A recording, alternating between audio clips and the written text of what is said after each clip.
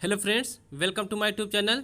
इस वीडियो में हम फिर से एक बार बात करेंगे यूपी टेट सीटेट के टॉप 10 नए महत्वपूर्ण प्रश्न जो कि परीक्षा में बार बार पूछे जाते हैं। तो आइए वीडियो को शुरू करते हैं। क्वेश्चन नंबर 1, समावेशी कक्षा में किस प्रकार के छात्र समाहित होते हैं? पहला सामान्य छात्र, दूसरा विशिष्ट छात्र, तीसरा पहला और दोनों, चौथा केवल विशिष्ट छात्र। तो इसका राइट आंसर हो जाएगा तीसरा, सामान्य छात्र एवं विशिष्ट छात्र। समावेशी कक्षा में सामान्य छात्र एवं विशिष्ट छात्र दोनों समाहित होते हैं। क्वेश्चन नंबर 2 देखिए, संज्ञानात्मक क्षेत्र का सही क्रम क्या है? ज्ञान, अनुप्रयोग, अवबोध, विश्लेषण, संश्लेषण, मूल्यांकन। दूसरा मूल्यांकन, अनुप्रयोग, विश्लेषण, संश्लेषण, अवबोध, ज्ञान। तीसरा मूल्यांकन, संश्लेषण, विश्लेषण, अनुप्रयोग, अवबोध, ज्ञान। चौथा है ज्ञान, अवबोध, अनुप्रयोग, विश्लेषण, संश्लेषण, मूल्यांकन। तो इसका सही आंसर हो जाएगा चौथा।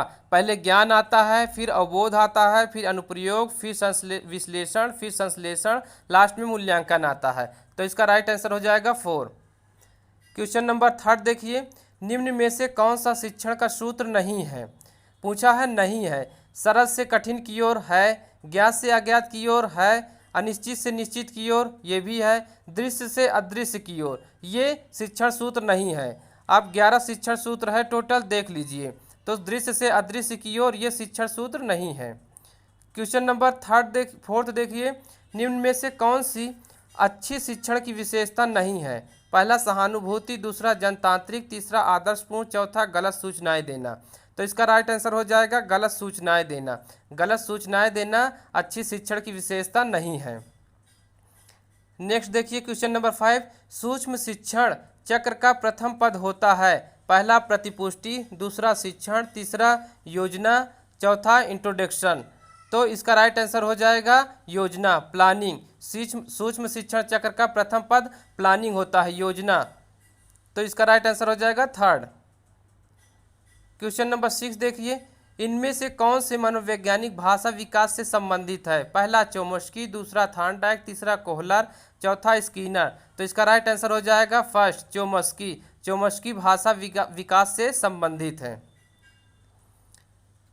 क्वेश्चन नंबर 7 देखिए, थॉर्नडाइक ने अपने सिद्धांत को किस शीर्षक से सिद्ध किया? संकेत अधिगम, स्थान अधिगम, अधिगम के प्रयास एवं भूल, संज्ञानात्मक। तो इसका राइट आंसर हो जाएगा 3rd, अधिगम के प्रयास एवं भूल। थॉर्नडाइक ने अपने सिद्धांत को अधिगम के प्रयास एवं भूल शीर्षक से सिद्ध किया। नेक्स्ट देखिए क्वेश्चन नंबर 8, एक छात्र पढ़ रहा है, उसका नाम लेकर किसी ने बुलाया। निम्न में से किस संवेदना द्वारा छात्र अपनी अनुक्रिया प्रकट करेगा? पहला दृष्टि संवेदना, दूसरा स्पर्श संवेदना, तीसरा ध्वनि संवेदना, चौथा प्रत्यक्ष संवेदना। तो इसका राइट आंसर हो जाएगा 3rd, ध्वनि संवेदना। क्योंकि बच्चा ध्वनि के द्वारा ही वो सुनता है, तब वो पीछे मुड़कर देखता है कि मुझे कौन बुला रहा है। तो इसका हो जाएगा राइट आंसर ध्वनि संवेदना।